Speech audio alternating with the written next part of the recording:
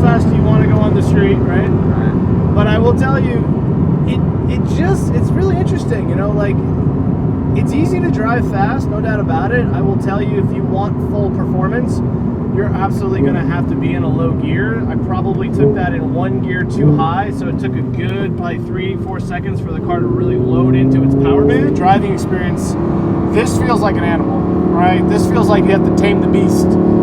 With the Performance Spider, point and fucking shoot, man. I mean, dude, that thing is a laser. And because it's just all-wheel drive, so like coming out of this turn, right, like you just send it in. Yeah, like right there, it doesn't do that, you know? Yeah. What's going on, everyone? My name is Adam. Welcome back to Driven Productions. We are in the HQ today on a fairly drizzly day. We had a spirited point of view drive, a little bit of rain. We got through it, no problems. You are looking at a Daytona Gray, one of 333 final edition Audi R8 GTs, okay? This has the final swan song V10. This is a rear wheel drive, rear bias car, dual clutch, carbon ceramic brakes, downplane. This thing is about 3,400 pounds, runs to 60 in about 3.4 seconds, which is actually slower, mind you, than the V10 Performance Plus because you don't have the front wheel drive. So it's just a lot harder to hook the car up. You gotta make sure the wheels are warmed up and everything. But in the end of the day, guys, we really put this thing through the paces today. If you want to scroll through on the chapters and check out the point of view drive. Now, I'm going to bring Charlie on camera. He's going to explain the story of how he got the allocation for this car. This is a really rare car, guys. I mean, there's only 333 that are made for the entire world. I think America only got 150 of these. So pretty much every Audi dealership, it was every other Audi dealership in the country, got an allocation. This was a car that was sold with an ADM fee as well. This is not a car that you probably could have gotten for MSRP unless you were a world-class Audi customer at the dealership and you know, played the politics game, okay? But overall, really, really cool car. Really excited to spotlight it today. If you're interested in the content, you know, go in the comments, leave a note. If you have any experiences with an Audi R8 of the world, you know, feel free to share those with folks. If you've had any problems with your GTs of the world, if you happen to be the very, very lucky soul that has one, by all means, share that with us. But so far, this car has over 5,000 miles. Charlie has had zero issues with it. He's getting ready to track it, he tells me. I'm excited about that. He's smiling over there because initially he said he wasn't going to do that. And I'm going to make sure that he takes it to the track because the reality is you just can't push this car on the street, guys. You can't do it. So let's bring Charlie on camera. I'm going to ask him a few questions about, you know, the car and his experience thus far. And appreciate you watching. All right, guys, we're with Dr. Charlie Fagan-Holtz. Now, Charlie, what do you think about this creation of a car? What are your thoughts? I've been loving it, man.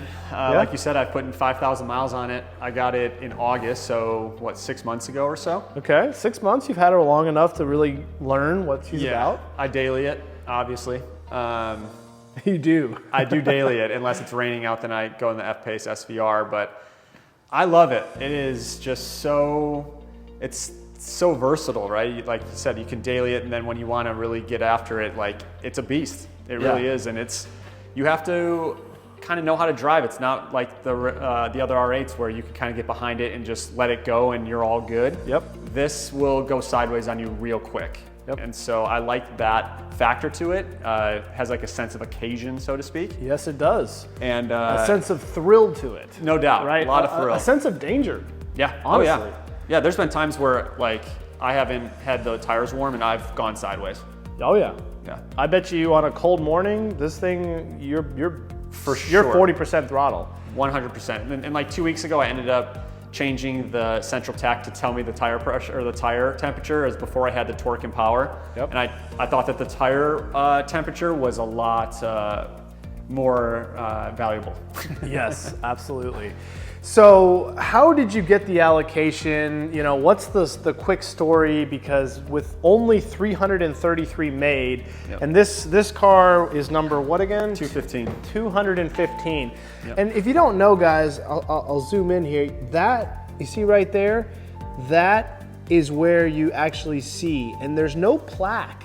It's like, it would be nice if there was a plaque here, but that's where they put the model designation. I find that interesting. I thought that kind of a miss. It would be cool, right? I would say that a lot of people ask me what's my least favorite part of the car, and it's that. It's not enough badging. It's not enough special. Yeah. When it comes to like the uniqueness of the Swan Song Edition, right? Yep. Really, you have the GT badge here, but I believe that is the only thing that designates it. Door seals too. Oh, you do? It says R8 GT, and then on the back of the seats it has embroidery R8 GT as well. Okay, so yeah, it does mention that there.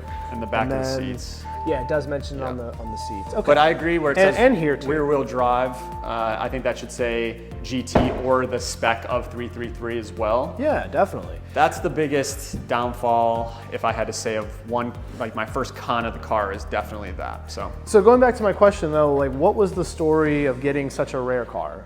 A lot easier than you think. Okay, let's hear it. So I was in the market for my first supercar, and I was cross shopping.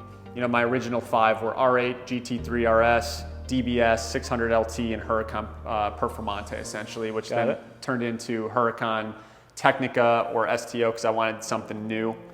And so I basically was calling around and talking to different dealerships, and they're like, yeah, in the summertime of 2023, we can have a Technica for you. Asked and said they'll build me a DBS. There was no one in line, take 8 months. And then I called Audi, and they're like, well, we don't have any allocations. They're all spoken for, right? You can't build one if you wanted one, and we have nothing coming in. However, and when he said however, I'm like, whatever he's about to say is something I need to hear, right? And so then he said, we have an R8 GT coming in June, and this was I talked to them in February of 23. And this is Nashville. This is Nashville. Okay. Yeah, Brentwood Audi. Yeah. And so he's like, here it is. This is what we're charging for it. They said, I'll send you the paperwork on it so you can see like what the car actually is. Cause I didn't heard about it yet. Cause it was only announced like 2 or 3 months earlier, and I just wasn't up to date on it. Got it. And so then I finally was like, all right, I took a look. I watched the commercial on YouTube that Audi had and read a couple things about it. And I was like, all right, my first supercar, R8's one of my top 3 cars of all time for me personally. And it's their final swan song of the 20 years of almost 20 years of just putting in Audi engineering and trying to make it to their best version yet. And I'm like, this is their Halo car. For sure. And the thing about it was at the time, no one had any reviews on it. So I didn't really know what people were saying about it. There was some videos of it, but there wasn't anyone doing reviews. And so I was kind of hesitant. And then I was like, in my heart, I was like, the Swan Song R8, I'll never forget buying. My first supercar is essentially Audi's, like you said, Swan Song. It's their best edition that they perceive they ever made. MSRP on this was $253. $253. Now, they're only offered 3 colors. You had basically Suzuka Gray, which red, is only in Europe. Only in Europe. And Canada. Interesting. And I think Japan got it too. So America got this color, the black, and the red. Yeah, 50 of each. The red did look good. Yeah. Definitely makes it look exotic with the red. Totally. It helps all the carbon fiber pop. This is a very subtle spec. We were talking earlier, this is to keep you out of trouble, I think. It matches my personality. I'm the introvert that likes very classy, stylish, but you look at it and you're like, yeah, that's nice. Yeah. No, it's got the road presence and the swan neck wing. Now, guys, I want to point out a couple of the details to you here, and then we'll get into a few more questions. But this is all carbon fiber. You can see it's black here, which is interesting. So it's black here and carbon fiber here. Then you have these air cutouts here, very GT3-like on the Porsche, and then all of this is carbon fiber. And take a look at the rear exhaust. I mean, I obviously know the rear exhaust is not that big. I'm sure that's just a cover. Like you can actually see there's 2 pipes inside there, but that is a really cool design feature regardless. You have the carbon fiber diffuser, which goes all the way underneath there. You have the carbon fiber side sills, which of course are historical to the R8. You have the carbon fiber rear diffuser down here and side skirts. You have this carbon fiber mirror. You've got these front dive planes here. I mean, it's got all the racing DNA, that's for sure. Yeah, no doubt. I mean, man, you got the carbon fiber front splitter, and What's interesting about this car is when we first got in it, and you'll see in the POV Drive, there is no front lip. And this didn't scrape on my driveway. Yeah. So the reality is you still have a pretty aggressive front splitter, but you can see your ride height is actually pretty good. Yep. So you can get around town. That's why I think you can get away with daily in this thing. Yeah, totally. Because without a front lip, I mean, you know, or a front lift, you are typically going to have a hard time with cars like these. Yep. This car does that. Now let's pop the front trunk. Let's show some of the practicality, and I'd love to show the engine. Yeah. Now the engine of this, guys, if you're not familiar, these are V10s. They have about 415 foot-pounds of torque. And then they also have about 620 horsepower, is that right? Or 610? It's about, I think it's 603. 603. But like I said, I have the Klein Inconel exhaust on. I did an aftermarket. Is this carbon fiber or just painted, or is that just aluminum? I think it's aluminum. Yeah, Interesting. Aluminum. So they didn't do a carbon fiber front hood. Now that's different. The STO is carbon fiber, I believe. They do have a front trunk that's quite practical. I think you can get a small suitcase in there, so that's nice. When I road tripped it, I put a small suitcase in it. Yep. And then let's pop the trunk. Yeah. So this is where the glorious V10 lives. Obviously mid-engine, balances the car, although I will say not as much as the previous generation R8s. This thing definitely flexes a little bit more. So this has all carbon fiber in it, and it's the only one that has a black manifold. Really? Yeah, all the rest are silver. Did you spec that? No, that's they only did for the GT, for this generation GT. Okay, got it. So I think the Decennium version maybe had gold, but the standard R8s always came with silver manifolds, and this is black with all carboned out. Boy, I tell you, you see all the carbon, guys? Look at that. It looks good. Man, a lot of heat coming off that power plant. Yeah, she's a space heater when you want it in the winter. That's right. Boy, these V10s, though, they are very mechanical, but at the same time, very organic. They really are a good combination of like the flat six mechanical with also the like exotic V10 100% noise, right? Yep. Because when you're just babying it, you hear the mechanical nature, and then when you're going for it, you hear the exhaust and you hear the scream, and I mean, it was so loud in the car today, guys, that it was actually clipping the audio. Yep. We actually had to film it twice, and so I did a safety clip where I moved the microphone way down, you know, and tried to hide it a little bit so that the engine wouldn't cause so much clipping. So it's loud. I mean, this thing, but here's the thing, it's not loud when you don't want it to be. So you could put it in comfort mode and like you're daily in it, you know, we could have a conversation. But yeah, once you're around 8,000 on the tack, and they did take out sound deadening in GT to make it lighter. That makes sense. Yeah, so this is about what, 3,450 pounds? Something around there. Yeah, she's not the lightest car. No, they in Europe they didn't get the sport exhaust, and then they didn't get the sound deadening removed either. Why wouldn't they give them a sport exhaust on a final GT? Emissions. In Europe. No kidding. Yeah, so the United States they get royally screwed there, don't they? Yeah. Jeez. So I said whatever. I put a valve controller in and took it out and put a you did the Inconel, which saves 20. Yeah, he's got an Inconel. Is it Inconel? Inconel. Yeah, Inconel, and that saves 20 pounds. No, 60 pounds. 60 pounds. It only pounds. weighs 20 pounds. Holy crap. Yeah. It saves 60 pounds. Yeah, it's full F1 grade Inconel, and it's not, the tone of it just really, I think, added to this car's experience. So folks, the interior of the car. So this right here has your GT seats, and you see it has the Bang & Olufsen insert there, which is interesting. This is all leather, Alcantara in the middle. So the Alcantara is in the middle section here. As you come through the door, you've got carbon fiber. This is, again, really sexy. You've got nice stitch lines here. This is a nice little design feature that they add. You have the Alcantara here. Notice this is a different color stitch. So this is like a kind of a gray stitch with a red stitch. The B&O, this is not all aluminum. This would have been a nice touch if they had put the aluminum sill cover on that. But overall, it's nice. I will say I'm a big fan of the instrument cluster. I'm a big fan of the way the buttons and the tactility of everything feels. I like the seats, but they are definitely on the sporty side.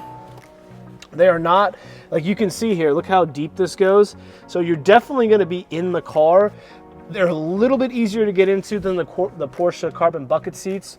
You can also see here, you've got this stitching here. Now, with Gen 3 R8s, specifically the Performance V10 Pluses, you get the nice stitching here, very similar to this.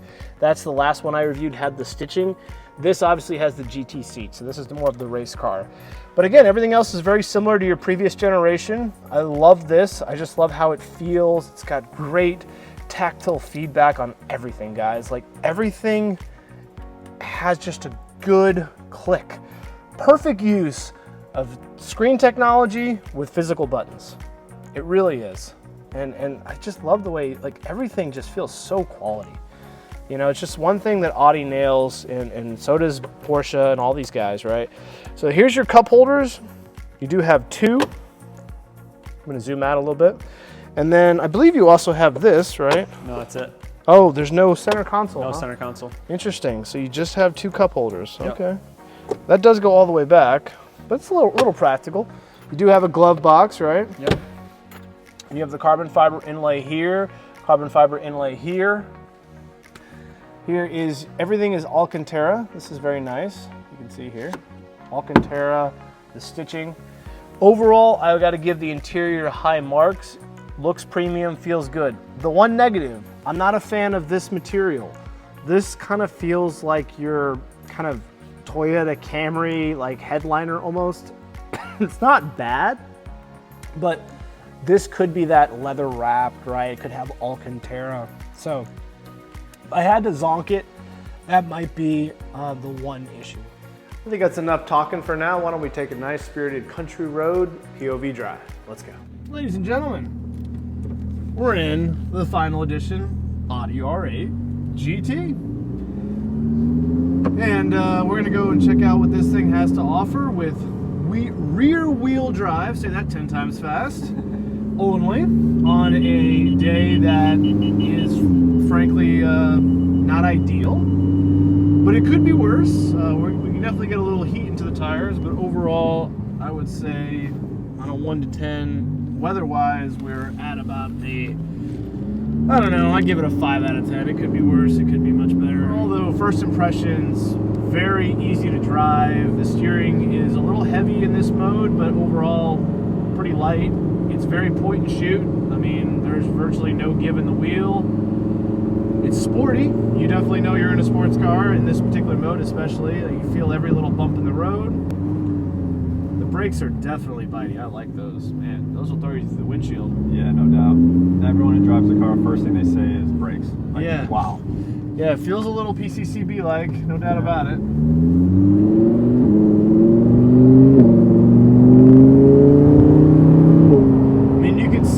Dual clutch, very, very butter to drive, very easy to drive. You really don't have to rev it out to get the power. It's got 416 pounds of torque, I think.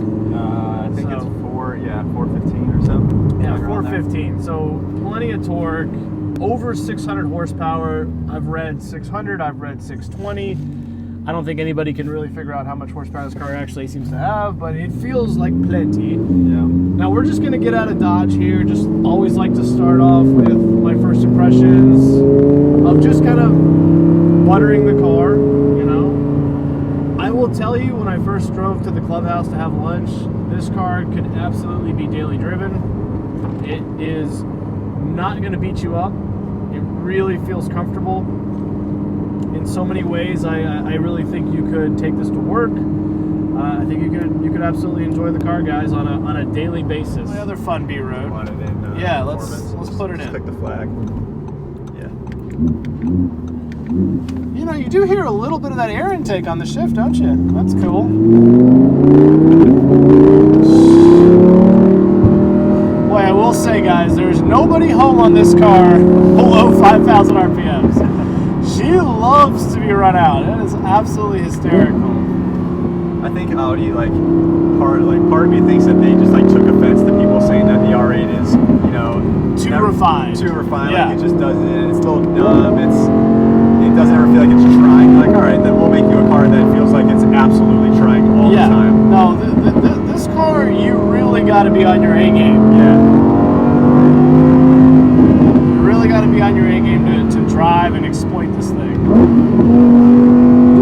She's a little bit rear bias, no doubt about it. Like right there, coming out of that turn, you really got to have that right foot.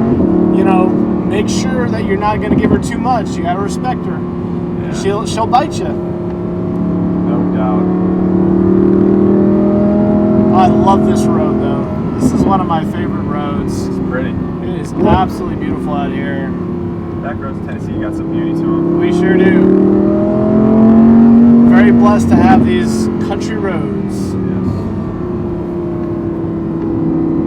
God, I mean, I'm babying it, but I mean, she's flexing a little bit. Like,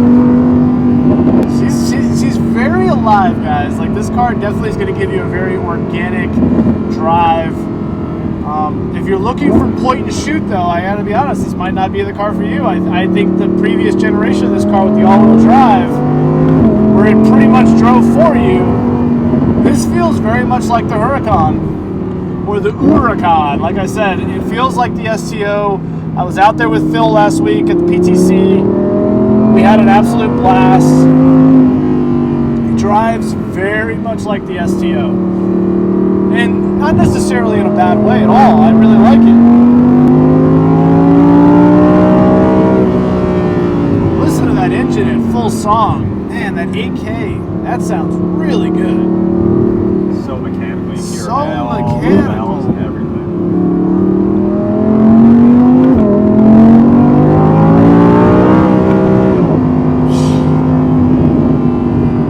Yeah, I mean, it's fun. But you gotta rev her out. She really likes to go. Brakes are world class. They really are. What would you say this feels compared to Performante? I would say the Performante is a lot easier to drive fast. Yeah. A lot easier. All-wheel drive and just... All-wheel drive, it's a little bit lighter. Uh-huh. It's a little bit smaller than this, you know, especially with the cockpit and everything. Yeah, it just feels a little more fighter jet. Yeah. This still has that Audi vibe, right? It's a little bit bigger, you know?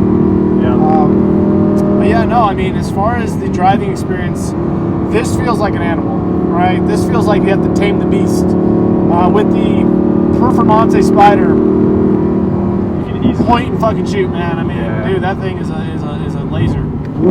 And because it's just all-wheel drive, so like coming out of this turn, right? Like, You can just send it in. yeah, like right there, it doesn't do that, you know? Yeah. Yeah.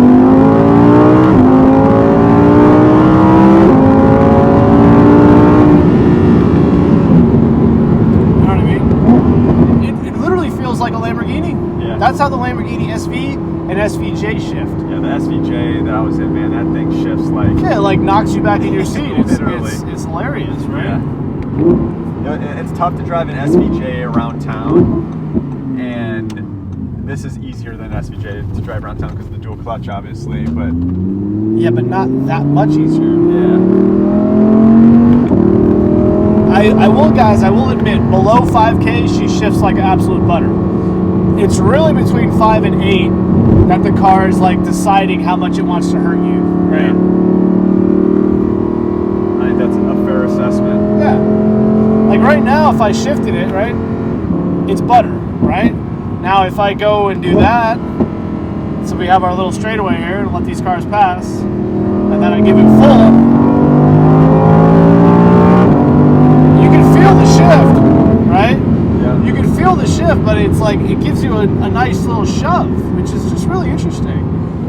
Anyway, it's what Audi decided to do. They wanted to make it a little more visceral, a little more raw. It's still great. I mean, don't get me wrong. It just if you come from a Lamborghini Evo, this is probably going to feel right at home, right? Yeah. And if you come from an STO, this is going to feel very similar. Basically, a very similar car, without the body kit of the Huracan, right? And I do think the build quality might be a little bit better on this, but like very, very similar, right? The Huracan still has a good interior build quality. It's still comfortable. Like it still doesn't rattle. Like in many ways, it's still a great product. It's the same manufacturer, right? Yeah. It's just a different badge. Now, if you're looking, I was talking to Charlie, right? And he was saying, well, I don't like to, I'm an introvert. I don't like to flex a lot. I like to have subtle specs, gray, black, etc. This is a car, guys, that if you're not a car guy, I really don't think you're going to get bothered by anybody. Yeah. Like you can go to gas stations. Like people are going to look at it, but they're not going to come over and be like, "So what do you do?" Yeah. You know what I mean? It's funny you say it because I've had that happen to me like 5 times already in 6 months. In this car. Yeah. Okay. Yeah. Well, maybe I'm wrong. Maybe it is just rare. Just because of the the aero kit on it, the wing, like it looks like a different beast than a regular R8. So they know it's something special, but they just don't know what it is essentially. Well guys, I just got out of the car after a spirited drive. I hope you enjoyed the point of view drive. You know, this thing is visceral, it is loud, it was clipping the audio. You know, you have the Cup 2 tires, you hear and feel all the road noise and the undulations in the road, right? It's a wild car to drive fast, it really is, especially on the street. You know, with being rear wheel drive, if you put this thing in the performance mode where the traction control is disabled, gives you the full beans, it really makes you pay attention. Like, it demands your full attention, right? It demands your respect with the right foot. Brakes are world class. There was a little issue with the suspension up front, as you heard, some bushing or something that I was hearing as the car would load up. I asked Charlie to look into that, especially before he came to the track, just to make sure everything's tight with the McPherson strut and all the bushings are tightened down real good, because you don't want to have an issue on the track, you know, doing 80 in a corner or something like that. To sum this car up though, guys, this was a car that was sold with an additional dealer market fee, what they call an ADM fee. So at the time these were released, there were dealerships that were asking as much as $150,000 over asking, which means this car was $250-ish MSRP. They wanted $400,000 for the car. Charlie did not pay, thankfully, $150 over. I think he paid very fairly. Nashville wanted, I believe, $50 over, and so I thought that was fair. Aftermarket right now on these cars, I've seen them go as low as $265. Barrett Jackson did a $265 sale recently, so they're still over MSRP by 15 grand. If you look at other areas on the internet though, most of these cars are going to be listed between $275 and $300. So it's holding its value really well. Now obviously Charlie and I were just joking, you know, he's going to drive the heck out of this thing, put a ton of miles on it, in which case you're obviously going to lose money when you put a lot of miles on the car, but then you get to enjoy it, you get to have experiences with the car. You know, I'm with Jerry Seinfeld, right? When you get to the end zone, guys, the guy who has the least amount of miles on his Audi R8 GT loses, not the guy who has the most and has enjoyed the car on the track and enjoyed it with his friends, because really that's what it's about. If you learned something from this review, if you got something from this Audi R8 review, the point of view drive, listening to Charlie, the interior overview, anything, drop a note below. We'd love to hear from you guys. I read almost every single comment. Keep it constructive. You know, if you have something positive to say, by all means. If you have something negative to say, by all means. We want to hear it. Add stuff that's going to help the community. This is a review that, you know, you're going to watch if you're looking to buy an Audi R8 GT, and hopefully this helped. We appreciate you guys watching. Please subscribe. We got a ton of other car reviews, lots of enthusiast cars on the channel. Go check out another one, and we will see you on the next one.